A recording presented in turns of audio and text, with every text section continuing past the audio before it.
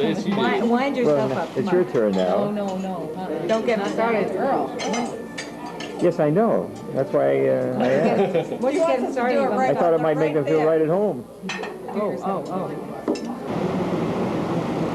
Well, we're at the famous Tadelson. As you can see, it's the only small building left amongst these high-rises. Because when when the developers bought the property, Tadelson refused to cave in, and so he now owns this one, I guess a two-story establishment. But before we go in, I bet you I didn't get anything on that previous one.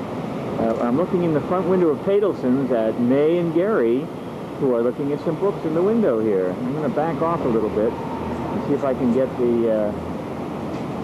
the logo up here. There it is, Joseph Tadelson Music House, a tradition in New York City.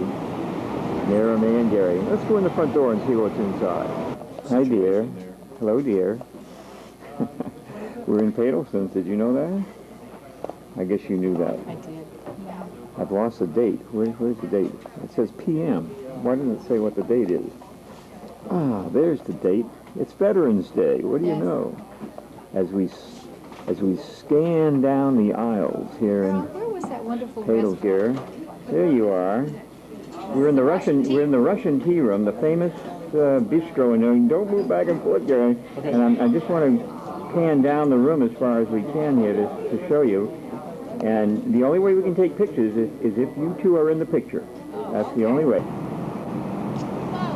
Okay, Gary, come on away. There we go, right in front of the gorgeous, glorious Wellington Hotel. There it is in all its glory. You can almost see the sign there. There it is, the Wellington. And you can see Gary is fascinated by these T-shirts here. Only $5. Well, I have to bring May over here. 3 for $10, Gary. That's like a deal. Yeah. Now we're bouncing down, what is it, 7th Avenue? Uh-huh. Paralleling Broadway on our way to tickets. You see, look at these beautiful posies. Is this where you get the flowers, Gary? Yeah. That was very thoughtful, thank you. You can see here the sightseeing bus is already leaving. What does the sign say? Well, look at that. I'm happy going up there. Gary has made a suggestion that we eschew the more popular shows, and maybe we should take in this Follies, particularly table dancing. It's caught his fancy here, right, Gary? Now, you may have wondered what that big crane was for. It's to put this clock in place up on this building in front of which we're standing. And if you look down, we're at 7th Avenue. We're pretty soon it intersects with Broadway, where we're going to get some tickets. So it is not 12 noon, by the way. It's coming up on 10 o'clock. I couldn't let this entranceway to the Brill building go by. It's so beautiful here in the sunlight. You may not get the full beauty of it on this video. But as I back off, you'll notice that, well, now, you know, it's right next door to Colony. That's one of my favorite music shops here, Gary. That Colony shop has all the sheet music in the world. Different from Tadelson's. Tadelson is the classic version. Colony is the pop version. But look at that Brill building. Isn't that beautiful? What a frontage. I don't know who the general, I guess that must be Mr. Brill in the center of that, huh? Suppose that's who that is, Gary? Must be. Whoops.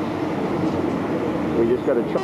Well, there you see my young son, Gary, leaning against this very clear, very clearly worded sign in front of the Wellington Hotel. You can see the bottom sign here says 25 cents per 15 minutes. Quarters and or New York some kind of tokens only. And there is, where Gary is standing, you can see there's the infamous meter that has no other instructions on it whatsoever. Right at the doorway, the side entrance to the Wellington Hotel on 57th Street. Well, I can assure you, folks, all you travelers to New York, that if you park there, you're going to either get towed away or at least get a ticket. So be aware. Okay, Gary, can you explain a little bit about this work of art that you're holding here? Yeah, this is assignment number 1, which was read a magazine story and illustrate it. And the magazine story that I picked was an article by Norman Mailer about Madonna that was in Esquire magazine. And Norman really was crazy about Madonna, and so I put them in bed together, being caught by the camera. He's the naked and she's the dead, right? Or is it, or is it the other way around, I guess? But they're very... It's watercolor. It's watercolor, huh? Yeah. Gee, nice job, Gary. Well, that's most interesting. Let's get a... Don't move yet. I'm going to get a close-up of Madonna's gorgeous... there, now it's snapped into focus. Unfortunately, when you zoom in on with this zoom lens, it takes us about 10 seconds to get in focus. There we go. Okay, now you haven't... Well, if that isn't Matthew, now, I have to tell you, Gary, I don't find that very flattering of young Matthew.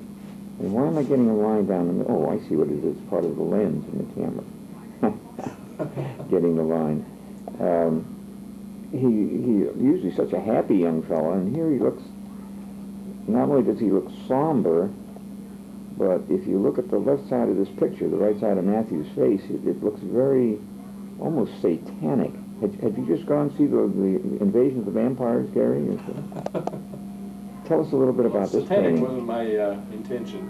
What were So I you guess I missed there a little bit. But this illustrates a book. This is supposed to be a book jacket. A book and jacket. It's supposed to illustrate a book called Raising Self-Reliant Children in a Self-Indulgent World. Okay. And all the sketches that I went through took me here ultimately. I had some sketches of a little toy boat heading off into the distance to symbolize the future and making choices and so on.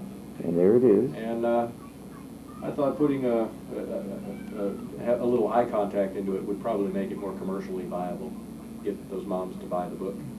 And, I think the technique is so wonderful. I used a good model. I used Matthew, and the probably what seemed satanic was my attempt to make him seem pensive or Yes, he does indeed look thoughtful, pensive. He's a... serious. What's the name of that book again? Raising Self-Reliant Children in a Self-Indulgent World. Well, he certainly looks self-reliant, Gary. You've captured that aspect of it anyway. And he's a wonderful young fella. I hope he'll be pleased with it. I'm just tickled to have it on videotape. I'd like to have the real one, but this is the second best item. Now, these are the notes that Gary has been taking in class. And, well, I don't think we can... Let's see, read these. Flip a page or two, Gary, something that you think is interesting. I'll show you what I've been doing currently. These are the notes I've been taking since I started this course at Syracuse. And a lot of them are technical, just having to do with how to mix color and so on and so forth, and drawing form and that type of thing. There's the 8-head figure. I don't know if you were aware of this, but human figures are 8 heads tall. Can be divided into 4 pieces. I didn't know that. I'll have to remember that when I draw the figure for my violin students. You know, I draw a figure showing them how their bow arm should be elevated in accordance with what string they're playing on. And actually what I do is I just draw a straight line for the body and a circle for the head, and then I 4 straight arms for the arm position. But I'll have to remember that it's 8 heads tall. 8 heads tall. It's strictly Da Vinci, and the knees are 2 heads up from the ground, and the chest, middle of the chest, is 2 heads down from the top, and so Why did it take all the way till Da Vinci to figure that out? I wonder. and color mixing and so on, how to draw hands and all that sort of stuff, and eyes, how to do eyes. With eyes, for example, if the light source is over here, the light doesn't illuminate the side that it's hitting. It passes through the iris and illuminates the opposite side. Well, that's important to know. There's some things like that. And then here's what I've been taking notes on this time. We've had a series of speakers here, including Arnold Roth and Bert Silverman, who's they're all the people who have spoken to us are real well known in the illustration field. And so I've been taking notes and doing quick sketches of them. Just this is a guy named Peter DeSev who spoke at the Society of Illustrators Wednesday night, and that was quite a treat. What did he talk about? Well, he showed his work. Okay. He showed his work and some videos that he's done now. He's done some animation Is illustrations. he the one you showed me the book of illustrations? Yeah. Very talented. Young guy, huh? Oh yeah, yeah. Well, 32, I think. Yeah. And this is our faculty. This is Ed Soika, who's a New York City illustrator. This is Murray Tinkelman, who's a very well-known pen and ink guy who runs the illustration program at Syracuse. And he's a born and bred Brooklyn, New Yorker. Peter Fiore is a wonderful oil painter and does work for American Express and major corporate type clients. How did they grade you on your, are you graded on those portraits that you did of Norman? Yeah, they grade our projects, and we have papers that we have to write. Just finished an aesthetics paper for an aesthetics class, and then we have a thesis paper that is due at the end of the course. That's one thing I liked about my MBA, my Master's of Business Administration. You did not have to write a thesis. No thesis. Yeah, I wish this was that way. No nudes in here, Gary? Not that I That comes next class, huh? don't think so. That's okay. Well, that's, Notes. you take good notes, I must say. There's something that you'll treasure, probably. If you don't, at least your offspring will. I hope so. In Dad's notes when he got his master's. Creative artist. What's the degree actually? Illustration. In It's a illustration. Master's of Arts in Illustration. Well, And I'm proud of you, I got to tell you. Here we see Gary and May in front of the Metropolitan Museum of Art. We're about to go in and see the de Kooning exhibit. There go a couple of people with a youngster there introducing him to the art quickly. May is dancing around there like she's cold. Okay, here we go.